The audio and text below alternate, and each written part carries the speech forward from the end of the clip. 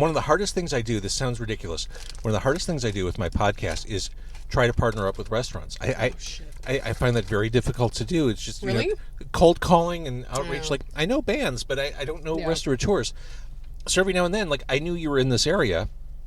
I didn't want to make you go all the way into the city. I'm like, I wonder if there's a restaurant in Sarah's area that would be willing to let us talk about the food and hang out. And that's how Jimmy and I connected. Nice. I kind of didn't get the concept either. I invited you in. I'm like, it's going to be much easier if she, plays inside. She can have a couple minutes of the floor and do whatever. And he's like, no, you don't get it. She's supposed to play in the car. I'm like, oh, that sounds awful for her.